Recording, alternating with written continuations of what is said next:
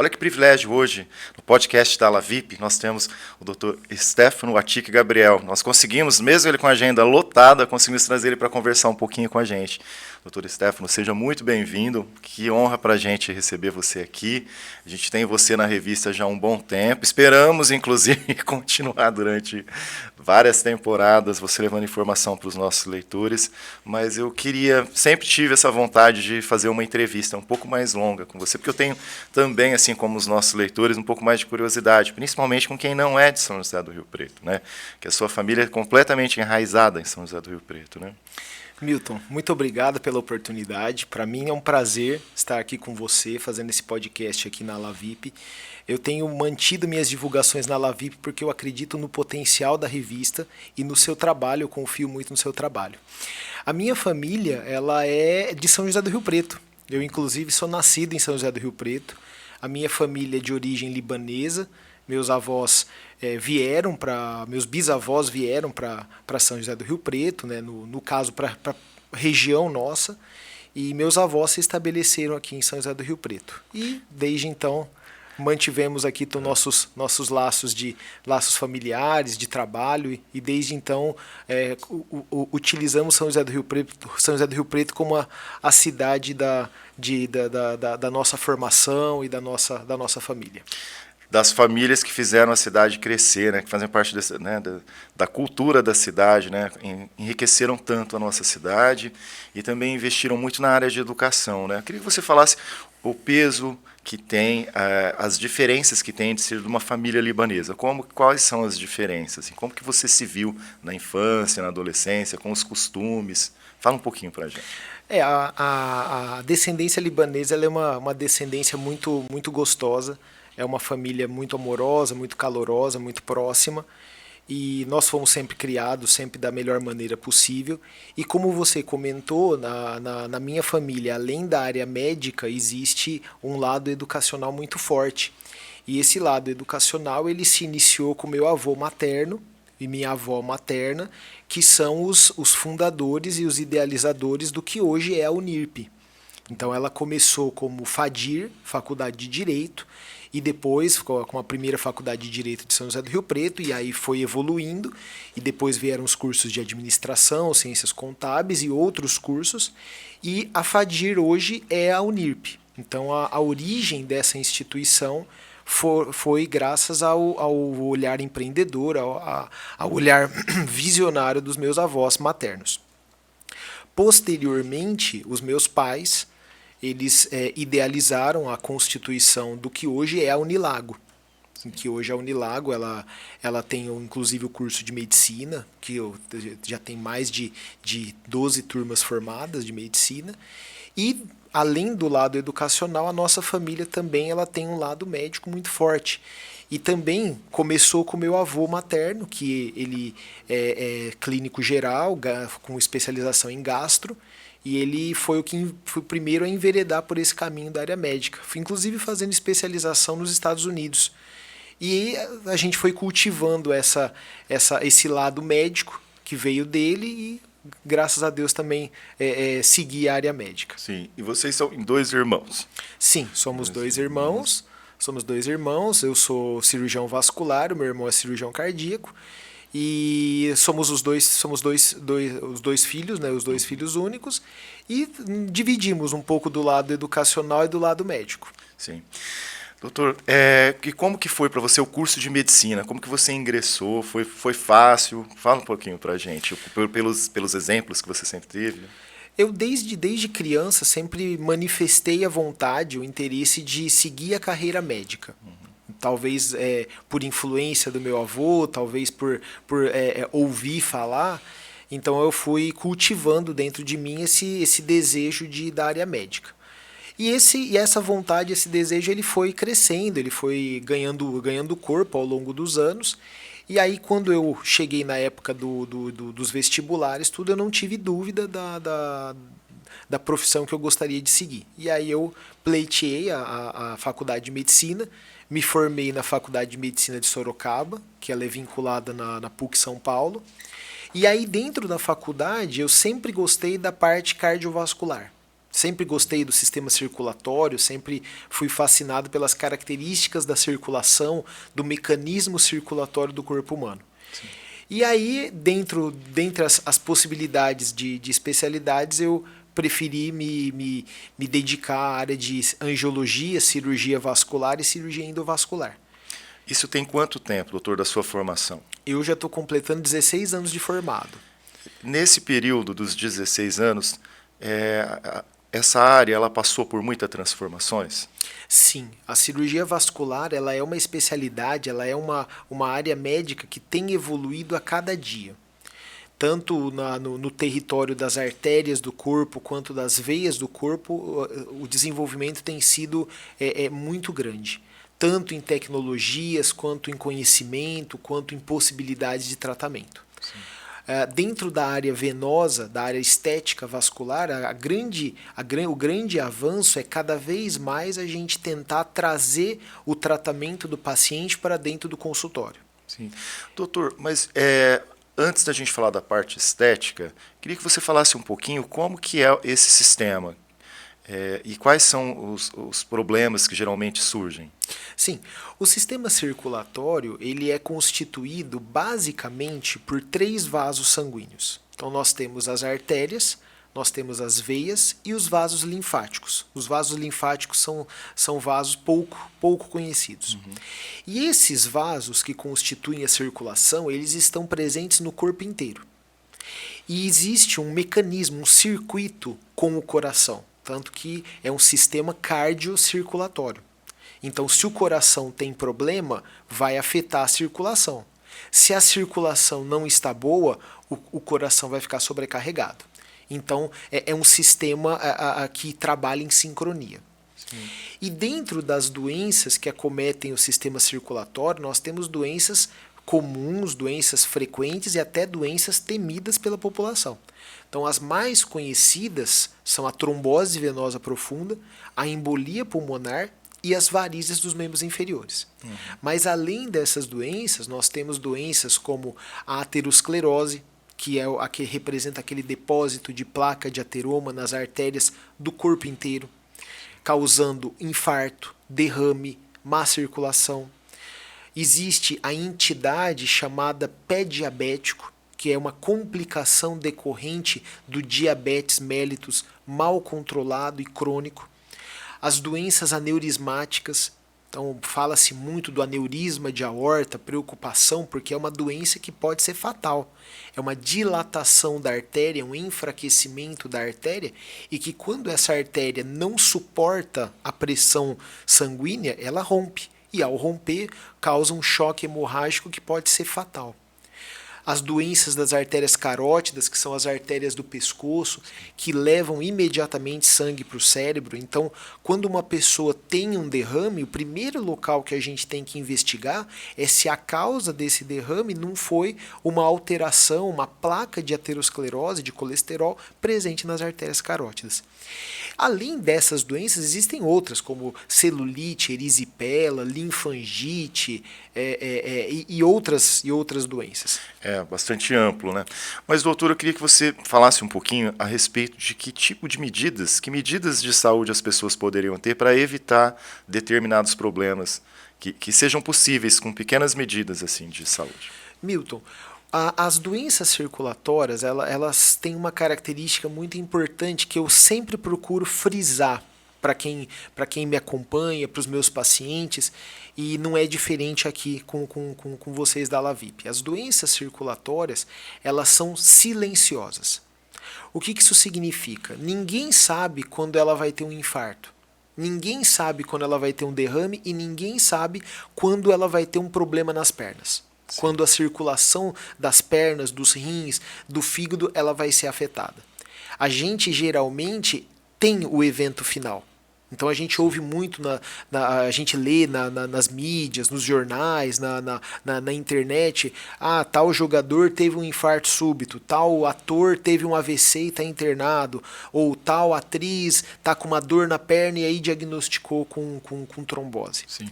Então, como é uma doença que não manifesta sintomas, ela precisa, é um sistema que precisa estar em constante vigilância. precisa estar em constante avaliação.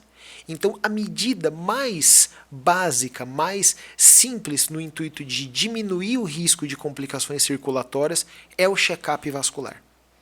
Então, as pessoas precisam se conscientizar da importância de manter o acompanhamento com o médico vascular.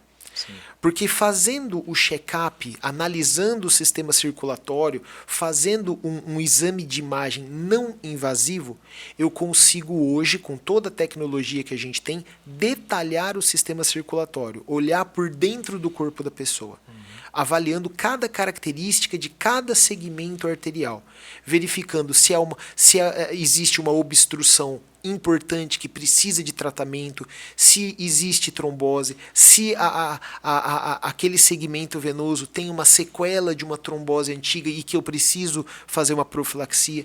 Então essa é a medida básica, mais importante. Além disso, claro, uma vida saudável e equilibrada, ela é favorável, ela é benéfica à nossa circulação. Então, uma boa alimentação, reduzindo o consumo de açúcares, o consumo de gorduras, diminuindo as frituras, o fast food, isso é benéfico para a circulação. Uma rotina de atividade física é fundamental. Mesmo que a pessoa, olha, mas eu não tenho tempo de todo dia fazer um exercício, mas se ela puder reservar 30 minutinhos do dia para se alongar, caminhar, andar na esteira, andar de bicicleta, ajuda. Sim. E além disso, uma vida saudável, procurando agregar ao seu dia a dia atividades que melhorem o bem-estar do corpo e o bem-estar da mente. Hoje a gente fala muito que a depressão, o estresse, a baixa autoestima, ela está muito associada a alterações circulatórias. Então, nesse período de pandemia, Milton, eu observei muito isso nos meus pacientes. Muitos perderam acompanhamento, muitos entraram em depressão porque tiveram problemas na família, perdas familiares, problemas financeiros. Sim. E tudo isso impactou aonde? Na circulação. As pessoas ficaram mais gordinhas, as pessoas pioraram a hipertensão, o diabetes, descontinuaram o uso de medicações, medicações anticoagulantes, medicações antiagregantes, medicações que vão diminuir o colesterol do corpo, e com isso, o que foi afetado? A circulação. Sim.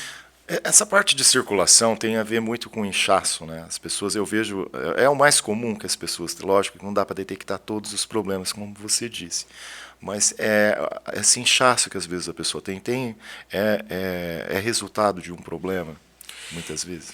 Existem 2 sintomas que são característicos do sistema circulatório. Dores nas pernas, ou melhor, dores nos membros, que podem ser membros superiores, membros inferiores, e o inchaço. Então, quem tem dor na perna, dor nos braços e inchaço, precisa avaliar o sistema circulatório. O inchaço, na verdade, é uma retenção líquida decorrente de um possível trabalho circulatório prejudicado. Se a nossa circulação não tem um trabalho venoso, um retorno venoso de qualidade, a gente vai inchar. E incha em que parte do corpo? E esse seria diferente, homens e mulheres, essa parte do inchaço? O mais comum é o inchaço na periferia do corpo. Então, o mais comum é o inchaço nos pés, nas pernas e nas mãos. Porque quando a gente está de pé, essa região é a sobrecarga do corpo. Sim. Agora, também existem casos em que a pessoa ela pode ter um inchaço generalizado.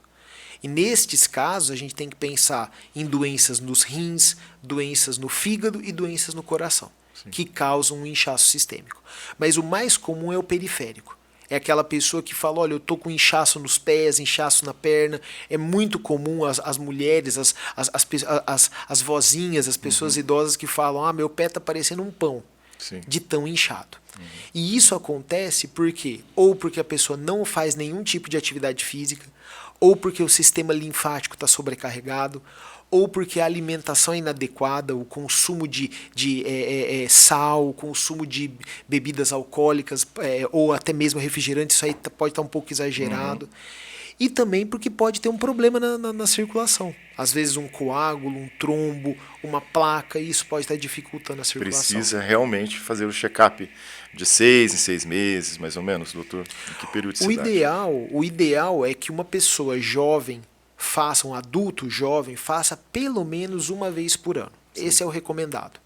Agora, a nossa população ela é muito heterogênea, então existem pessoas jovens que já tiveram, por exemplo, um evento cardiovascular.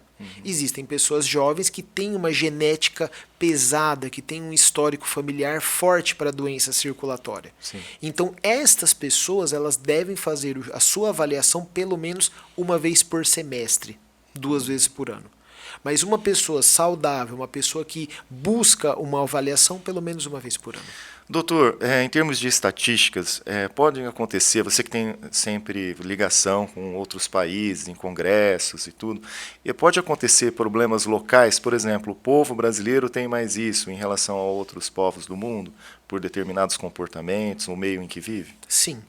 Varia muito em relação à alimentação, em relação ao clima. Então, regiões mais frias, regiões mais quentes. Então, por exemplo, uma região como a nossa, que é uma região muito quente, a tendência da nossa população aqui é desidratar com mais facilidade. Então, existe uma tendência, uma estatística maior de trombose na nossa região do que numa região fria. Por isso que a gente sempre recomenda para os nossos pacientes que se mantenha hidratado, principalmente quando vai fazer uma atividade física. Se for, por exemplo, fazer algum trabalho em que a pessoa tem que se expor ao sol, ela tem que estar hidratada. Sim. Em regiões mais frias, por exemplo, até mesmo em outros países, o frio ele diretamente afeta a nossa circulação. A nossa circulação ela é muito sensível, então o que acontece? A nossa circulação, a microcirculação fecha. E a tendência é causar uma doença isquêmica, uma trombose nas artérias da perna, que é uma coisa que a gente já vê menos numa região de calor, numa região quente. Entendi. Então a nossa circulação ela é muito suscetível às influências externas. Doutor, uma dúvida que eu sempre tenho também, eu sempre ouço pessoas falando, nossa, mas é um perigo, porque eu vou andar de avião, eu vou pegar um voo de 12 horas e é um perigo para a minha saúde. E no que afeta? E por quê? Essa é uma curiosidade, Milton, que sempre as pessoas têm na época de férias. Sim. Então, quando é próximo de julho e próximo de dezembro, as pessoas sempre procuram com esse questionamento. Toda pessoa que vai fazer uma viagem, seja de ônibus, de carro ou de avião, que tem uma duração maior do que 3 horas, existe um risco maior de eventos tromboembólicos. No caso, trombose venosa e possivelmente a embolia pulmonar. Por que isso acontece? Porque quando a gente fica muito tempo parado na mesma posição, existe um estímulo circulatório menor, existe um trabalho circulatório menor. Quando você se exercita, quando você caminha, quando você está trabalhando e está em atividade, a musculatura da perna ela está contraindo e ela está espremendo as veias, ela está contraindo as veias e está bombeando o sangue. Então o sangue está em constante atividade. Uma pessoa que vai, por exemplo, viajar para os Estados Unidos, vai ficar 8, 10 horas dentro do avião. Se ela ficar parada totalmente, aumenta muito o risco de trombose. Então o que essa pessoa precisa fazer? Em primeiro lugar, ela precisa de uma profilaxia para eventos tromboembólicos. Só que profilaxia significa usar medicação anticoagulante. É perigoso, aumenta o risco de sangramento. Então é importante que se faça uma avaliação médica antes de viajar. Porque aí na avaliação, qual que é o objetivo? É verificar qual é o perfil do paciente, qual é o risco que o paciente tem, se ele precisa de remédio, se ele precisa apenas de uma meia elástica ou de alguma outra medida. Uma outra coisa que a gente sempre recomenda, se a pessoa for andar de avião, ela deve consumir líquidos, porque isso vai estimular a pessoa a ir ao banheiro, então vai obrigar a pessoa a caminhar durante o voo. Mesmo durante o voo de cruzeiro, se a pessoa puder caminhar no avião, isso ajuda, isso estimula. E o alongamento com os pés, como se ele estivesse acelerando e tirando o pé do acelerador. Para quem vai viajar de carro, para quem vai viajar... Carro é mais fácil do que ônibus, né? Mas no caso de quem vai viajar de carro, se você vai, por exemplo, até São Paulo e costuma não fazer nenhuma parada, o ideal é que você faça uma parada. Se você faz uma parada, faça duas, porque com isso a viagem fica um pouquinho mais longa, mas você para, faz uma pausa, levanta, ativa a circulação, caminha um pouco. E isso parece que é uma coisa simples, boba, mas para as pessoas idosas faz uma diferença muito grande. Sim, eu sempre vejo. As pessoas pegam, caminham um pouquinho, voltam. E isso é válido também para todas as idades, né, doutor? Isso é válido para todas as pessoas, homens, mulheres, jovens, porque existem basicamente 3 motivos para uma pessoa desenvolver uma trombose. Ou ela teve uma lesão de um vaso sanguíneo, que pode acontecer numa cirurgia, por exemplo. Por isso que cirurgia plástica, cirurgia bariátrica tem um alto índice de trombose. Ou porque a pessoa está muito tempo parada na mesma posição, uma pessoa de cadeira de roda, uma pessoa acamada, uma pessoa que faz uma viagem, ou porque a pessoa tem uma predisposição própria, que é o que a gente chama de trombofilia, de hipercoagulabilidade. Que isso a gente só vai saber se você tiver uma trombose. Sim. Por que é que na pele da gente tem esse estouro dos vasinhos? E por que eles acontecem com tanta frequência em determinada idade? Esses vasinhos que trazem aquele incômodo estético, principalmente nas mulheres, apesar de que hoje eu tenho observado que os homens também estão dando atenção para isso, são vasos da nossa circulação, só que são microvasos. Sim. E geralmente em pessoas de pele mais clara, esses vasinhos eles são mais visíveis, eles são mais expostos. Então a fisiopatologia desses vasos são a obstrução venosa, o refluxo e a formação de microfístulas que fazem com que a gente tenha esses vasinhos. Eles não causam dor, eles causam constrangimento estético. Sim. Então a gente tem que tratar. Geralmente acontece principalmente nas mulheres, porque as mulheres têm fatores de risco para a doença venosa. A mulher naturalmente tem uma fragilidade venosa maior, existe uma sobrecarga hormonal. Então, muitas mulheres hoje usam anticoncepcional como terapia contraceptiva. Sim. A gravidez, que é um fator de sobrecarga nas pernas. O histórico familiar. Então, às vezes, a mãe, o pai, a avó já teve trombose e isso facilita.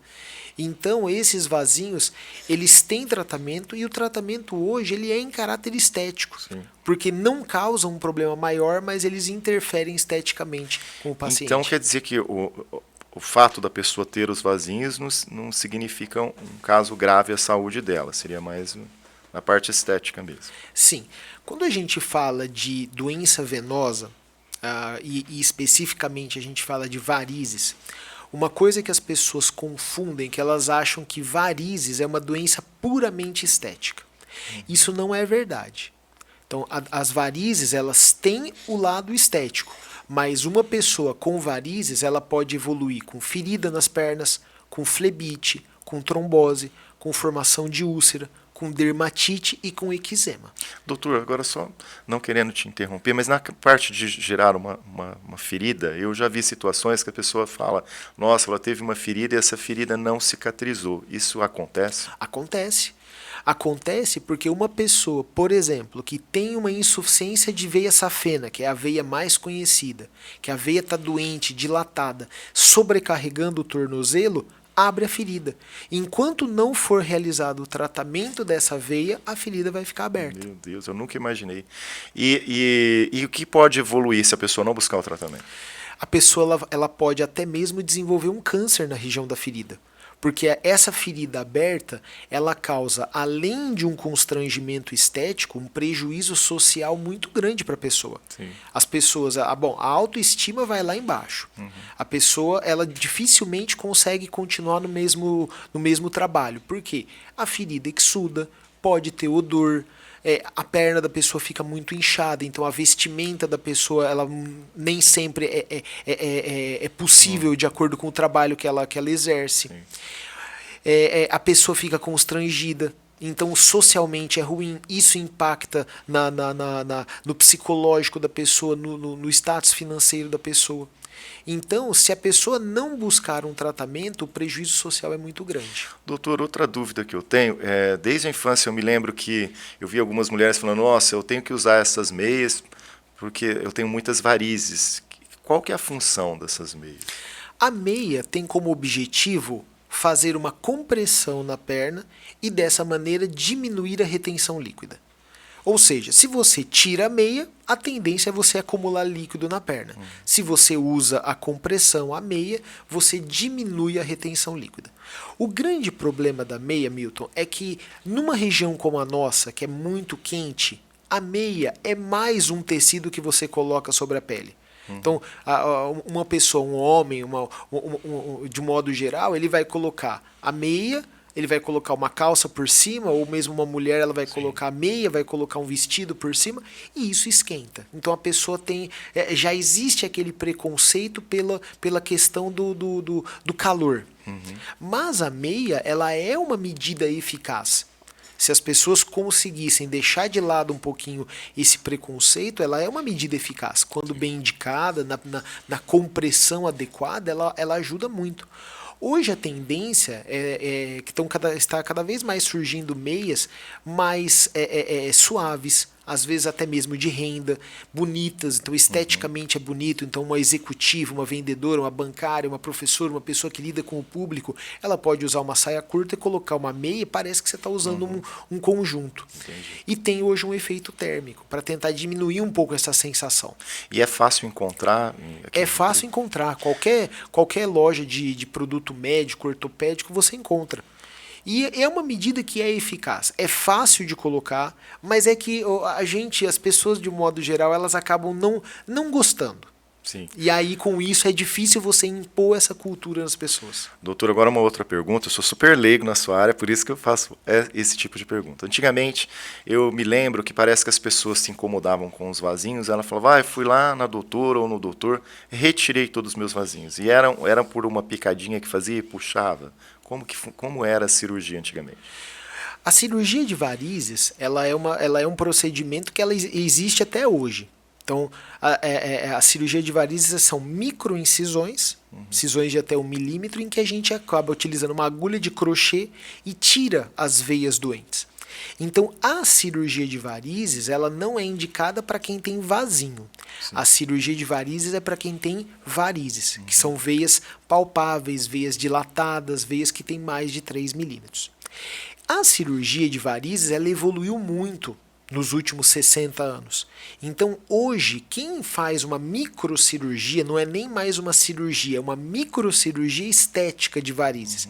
É uma pessoa que ela pode fazer de manhã e ir embora à tarde, não tem mais repouso, a pessoa pode andar imediatamente, não tem mais aquela história, mas eu tenho que ficar 30 dias com a perna para cima, então não existe mais isso hoje. Então é uma opção de tratamento que a gente tem à disposição, que é eficaz, é indicada e que a gente hoje tem inúmeras vantagens numa pessoa que quer realizar esse tipo de tratamento. É claro que, Milton, com a evolução tecnológica, surgiram também tratamentos que permitem, que dão a possibilidade para o paciente de evitar um centro cirúrgico, de evitar uma hospitalização. Então existe o tratamento a laser, existe a escleroterapia, existem as terapias combinadas. Mas uma coisa muito importante, não existe, quando uma doença tem vários tratamentos, nenhum tratamento faz a cobertura de 100% dos pacientes. Então significa que a gente tem indicações. Sim. Então quando uma pessoa passa em avaliação, dentro do conhecimento médico que a gente tem, do conhecimento circulatório, eu vou tentar identificar qual seria o melhor tratamento para aquele paciente. Às vezes, para que a gente tenha um sucesso completo, a gente teria que associar tratamentos. Então, às vezes, começar tratando com uma opção de tratamento, depois evoluindo para outro.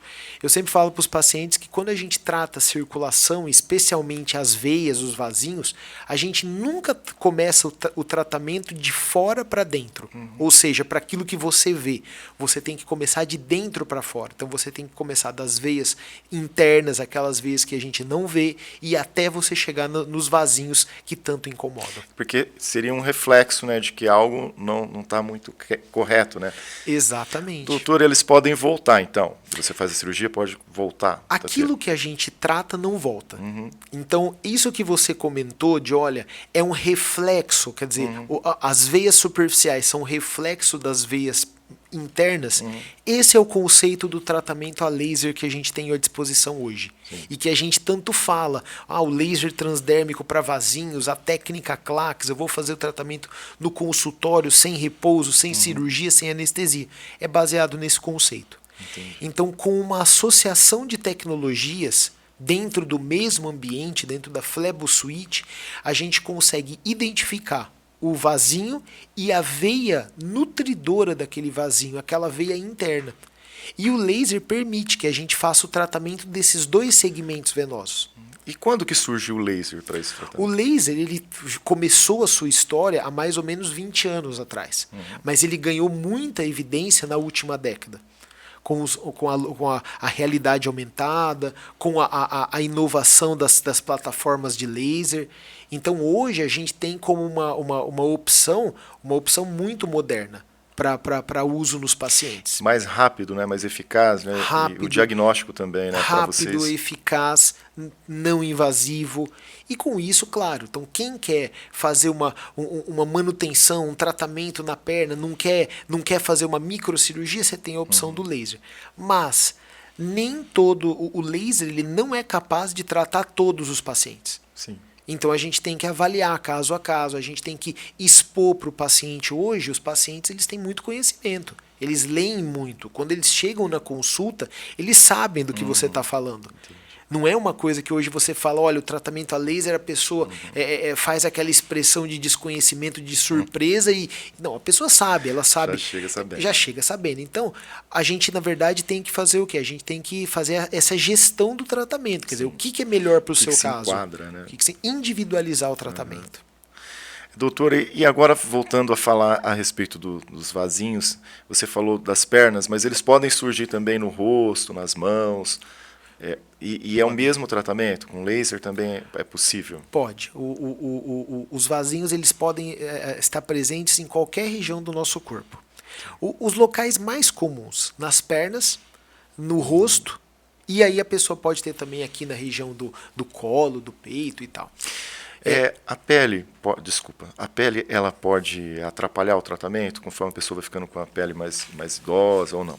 Olha, a pele não é que ela atrapalha o tratamento, mas quanto maior o fototipo, ou seja, quanto a maior quantidade de pigmentos, de melanina na pele da pessoa, mais perigoso é o tratamento a laser. Então, ou seja, existe um maior risco de você manchar a pele dessa pessoa. Sim. Com o tratamento. Então a gente tem que, na verdade, ter um cuidado maior, mas é possível realizar o tratamento.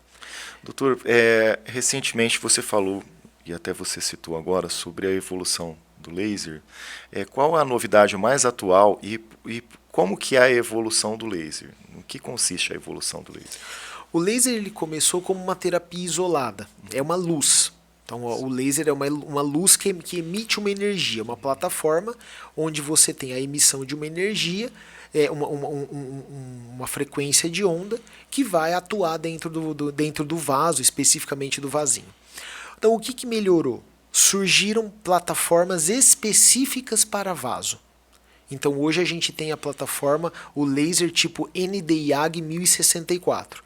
Então quando eu faço o disparo com essa plataforma, a luz que eu estou disparando, ela não vai pegar a sua pele, ela não vai pegar o seu subcutâneo, o seu músculo, ela vai exatamente ali, né, ali foco. Dentro do vaso. Entendi. Outra evolução. Hoje a gente tem em conjunto com o laser, a realidade aumentada. Então, o que é a realidade aumentada? São aqueles aparelhos em que a gente coloca na perna da pessoa e essa luz de LED, ela traz para a gente uma visão da malha venosa do paciente. Então, a gente consegue ver se próximo a esse vasinho existem outras veias.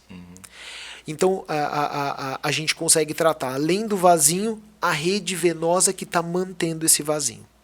Uma outra evolução. Hoje a gente faz a associação do efeito térmico, da energia do laser, com o efeito químico do esclerosante, que é aquilo que você falou das picadas. Sim. Então antigamente uma pessoa falava assim, eu vou fazer uma esclerose de vasinhos, eu vou fazer uma sessão de picadinhas. Hoje a gente diminuiu bastante as picadas porque a gente faz o efeito do laser e complementa com a escleroterapia. Além disso, hoje a gente tem todo esse tipo de tratamento integrado dentro do consultório. Então, uma pessoa que quer fazer um tratamento e que não quer ter que ir para um outro ambiente, você pode fazer no mesmo consultório do médico vascular. Sem sentir dor ou incômodo, né? E é possível fazer no mesmo dia? É possível fazer no mesmo dia. Toda a parte dessa parte do tratamento com laser no mesmo dia, não precisa de várias sessões. O tratamento de vaso, Milton, ele não é um tratamento rápido. Então esse é um conceito que é importante esclarecer para as pessoas. Quando a gente fala de tratamento de vasinho, duas coisas as pessoas precisam ter em mente. Não é um tratamento rápido e não se resolve com uma sessão só. Então se você ouviu falar que olha, eu faço um tratamento agora, dou 1000 disparos na tua perna e resolveu, isso não é verdade. Porque existe um efeito na nossa circulação. Então a gente estima que o efeito do laser ele está acontecendo em até 20 a 30 dias após o tratamento a laser.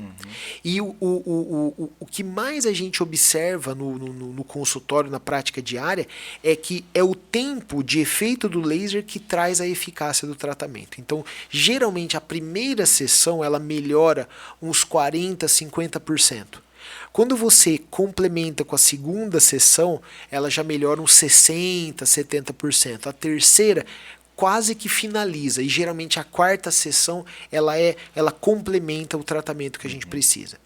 E geralmente, Milton, como é uma energia que você dispara na pele, para que uma sessão tenha um resultado muito bom, você tem que jogar uma energia muito alta, então agride muito a pele. Então a gente, na verdade, estratifica essa energia em sessões. Sim, para dosar, para que o paciente também não tenha incômodos. Exatamente, para diminuir risco de complicação. Doutor, nós chegamos à medicina completamente evoluída em todas as áreas, né? Mas você que acompanha todas as novidades mundiais, como que você vê o futuro da sua área? Olha, a cirurgia vascular ela é uma área que está em franca expansão. Então, o que nós fizemos em 2022, 2023 é diferente. Para você ter uma ideia, hoje no Brasil, a gente tem, para tratamento, por exemplo, de veia, a gente tem laser transdérmico, a gente tem radiofrequência, a gente tem tratamentos combinados. Já existem tecnologias que já estão em uso na Europa e nos Estados Unidos que a gente ainda não tem no Brasil. Ou seja, nós já estamos desatualizados. Então, existe até mesmo a perspectiva de robótica dentro da cirurgia venosa. Mas isso é uma coisa que é para um futuro breve. E que quando a gente tiver à disposição, com certeza vai revolucionar o tratamento venoso. Doutor, e agora você falou da 2023, das mudanças, né? Que nós já estamos atrasados. Quais são os seus projetos para 2023? Existe alguma novidade, alguma coisa que você gostaria de adiantar para a gente? Olha, em 2023 a gente está procurando cada vez mais melhorar o atendimento aos nossos pacientes, a atenção aos nossos pacientes, oferecendo de uma maneira objetiva e eficaz um tratamento para os pacientes, priorizando hoje o tratamento no consultório. Então, o que a gente hoje está focando é cada vez mais melhorar a estrutura da nossa clínica para que as pessoas elas possam estar realizando o seu tratamento hoje totalmente na nossa clínica. Fala-se muito hoje em dia da medicina humanizada. O que é para você a medicina humanizada? A medicina humanizada é olhar o paciente como um todo. É entender que o paciente ele não tem apenas um problema na circulação. Ele tem um contexto psicológico, ele tem um contexto espiritual, ele tem um contexto familiar, profissional. É entender o paciente como um todo, é entender que o paciente ele precisa ser atendido no horário que ele pode ser atendido, às vezes fora do horário comercial, priorizar os pacientes que tenham necessidades físicas, gestantes, é dar uma atenção, é melhorar essa comunicação com o paciente. As pessoas têm dúvidas. Do mesmo jeito que você falou, olha, eu ouço muito desde de criança, eu tenho dúvida, as pessoas têm. E às vezes, no período da consulta, a gente não consegue sanar 100% dessas dúvidas. Então, a gente tem que... isso é a medicina humanizada. Antes da sua formação, qual que era o sonho que você tinha e qual o sonho que você tem atualmente como profissional? Olha, eu sempre, antes de ser médico, eu sempre gostei do atendimento às pessoas. Então eu sempre gostei da relação entre o profissional e o paciente. Eu sempre achei isso fantástico. Hoje, na minha prática profissional, eu quero cada vez mais exercitar isso. Oferecendo o quê? Que a pessoa ela não venha para uma consulta onde ela vai falar sobre doença. Ela vem para uma consulta onde ela vai falar sobre coisas boas. Vir ao médico, fazer o atendimento ao médico tem que ser uma coisa prazerosa, uma coisa necessária, que a pessoa inclui na sua rotina, inclui no seu dia a dia. Sim. Doutor, você fala com ar de professor. Com as pessoas que têm dúvidas em relação à sua área, que quiserem falar a respeito disso, tirar as dúvidas com você, você é uma pessoa bastante aberta nos seus meios de comunicação em relação a isso? As pessoas podem falar com você a respeito? Podem falar, podem mandar mensagem, Instagram, Facebook, LinkedIn, tem o WhatsApp, tem o site, aonde as pessoas que tiverem dúvida, elas podem mandar a pergunta para a gente, que a gente vai ter o maior prazer em esclarecer para as pessoas. E a gente deixa esse espaço do podcast La VIP sempre aberto, né? Esperamos fazer muitos outros com você, diante dessas perguntas, diante das mudanças da tecnologia, dos novos conceitos e tudo que está acontecendo no mundo afora. E eu queria te dizer que é um grande orgulho, eu não sou riopretense, eu me sinto riopretense. E é um grande orgulho ter você como profissional, a sua história, da sua família, tá? Por isso que a gente resolveu te convidar. Então, assim, que Deus te abençoe muito, e sua profissão, sua família, e esperamos te encontrar muitas vezes aqui. Muito obrigado, doutor. Milton, muito obrigado pela oportunidade de estar aqui com vocês, de estar fazendo esse podcast. E veja, você não é riopretense, mas uma pessoa que está trabalhando em prol da sociedade riopretense é riopretense também. Muito obrigado, muito orgulho, obrigado.